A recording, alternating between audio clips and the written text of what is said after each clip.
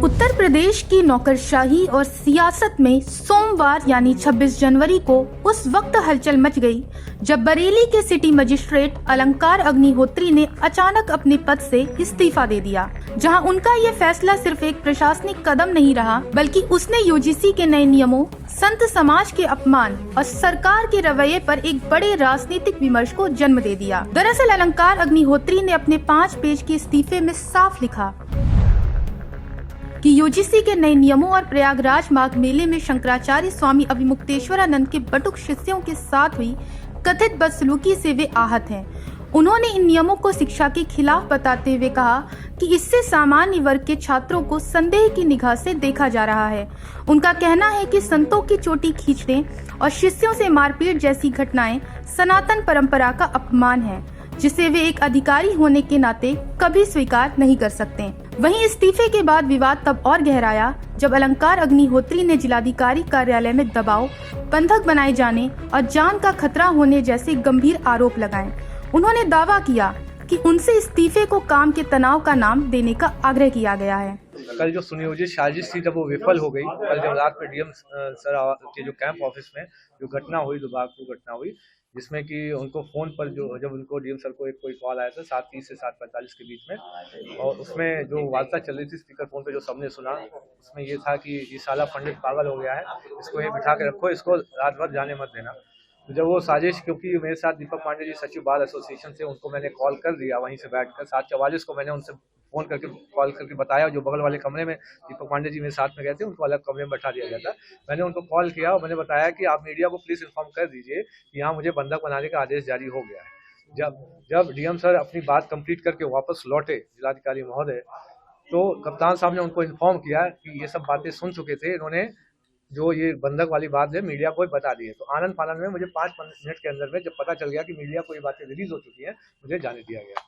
और सुनियोजित साजिश थी कि मैं कुछ ऐसा एक आधे पन्ने का स्टेटमेंट जारी कर देता कि मैं बहुत स्ट्रेस में था, इसलिए ऐसा हुआ, क्योंकि जैसे मैं। हालांकि जिला प्रशासन ने इन सभी आरोपों को सिरे से खारिज किया है। एडीएम देश दीपक सिंह का कहना है कि मजिस्ट्रेट को केवल सेवा नियमावली की जानकारी दी गई थी और किसी तरह का दबाव या धमकी नहीं दी गई। जैसी कोई बात हुई ही नहीं थी। बेसिकली वो खुद में गए थे सबसे मिलने के लिए, अलंकार अग्निहोत्री जी जो यहाँ पर सिटी मजिस्ट्रेट हैं, और हम तीनों एडीएम थे, एडीएम प्रशासन, एडीएम हमारे सिटी और कप्तान साहब, डीएम साहब, सब लोग थे। और मतलब उनको कॉफ़ी भी पिलाई गई, कॉफ़ी टेबल पर अच्छे से बात हुई, बस उनका व्यू जाना गया और बात हुई उनसे।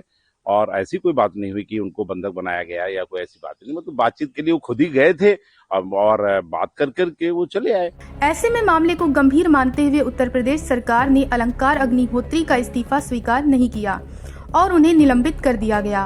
उनके खिलाफ विभागीय जांच के आदेश दिए गए हैं, जिसकी जिम्मेदारी बरेली मंडल की आयुक्त को सौंपी गई है। निलंबन अवधि में उन्हें केवल जीवन निर्वाह भत्ता मिलेगा। वहीं इस इस्तीफे के बाद शंकराचार्य स्वामी अभिमुक्तेश्वरानंद सरस्वती ने अपनी प्रतिक्रिया दी है। साथ ही शंकराचार्य ने उन्हें धर्म के क्षेत्र में बड़ा दायित्व सौंपने का प्रस्ताव भी दिया है। बरेली के डीएम ने अपने सिटी मजिस्ट्रेट के पद से त्याग पत्र दे करके ये सिद्ध कर दिया कि जो कुछ प्रयाग में हुआ है वो बहुत गहरी चोट हृदय को लगाने वाला है। इतनी गहरी कि इतना बड़ा पद भी आदमी छोड़ दे रहा है। लोगों के मन में बहुत बड़ा दुख है इस बात का पैमाना बन गया उनका इस्तीफा। वहीं इस पूरे प्रकरण में विपक्षी दलों ने योगी सरकार को घेर लिया है। कांग्रेस और समाजवादी पार्टी ने इसे प्रशासनिक दबाव और असंवैधानिक मूल्यों से जोड़ते हुए कहा कि सरकार असहमति को दबाने का प्रयास कर रही है। उत्तर प्रदेश कांग्रेस कमेटी के अध्यक्ष और पूर्व मंत्री अजय राय ने अपने एक्स हैंडल पर अलंकार अग्निहोत्री के मामले में एक पोस्ट में लिखा कि बरेली के सिटी मजिस्ट्रेट द्वारा कथित तौर पर इस्तीफा दिया जाना बेहद गंभीर संकेत है। शंकराचार्य व उनके शिष्यों पर लाठीचार्ज और प्रशासनिक दबाव ये सब दर्शाता है कि बीजेपी शासन में संविधान, आस्था और अभिव्यक्ति तीनों असुरक्षित हैं। सच्चाई सामने आनी चाहिए। प्रदेश को डर से नहीं, संविधान से चलाया जाएगा। हालांकि इस मामले में बीजेपी के राज्यसभा सांसद दिनेश शर्मा का कहना है कि कई लोग ऐसे होते हैं जिन्हें राजनीति की बू आने लगती है और फिर ऐसे लोग कारण ढूंढने लगते हैं। देखिए, मैं नहीं जानता कौन है और ना ही मैंने कुछ सुना है इनके बारे में। लेकिन बहुत सारे ऐसे लोग होते हैं जिनकी चुनावी कीड़े जिनको काटने लगते हैं, राजनीति की बू आने लगती है जिनमें, तो एक बहाना तलाशते हैं। ऐसे में अलंकार अग्निहोत्री का कहना है कि वे अब जनता की अदालत में अपनी बात रखेंगे। साथ ही उनका विरोध प्रदर्शन भी जारी है।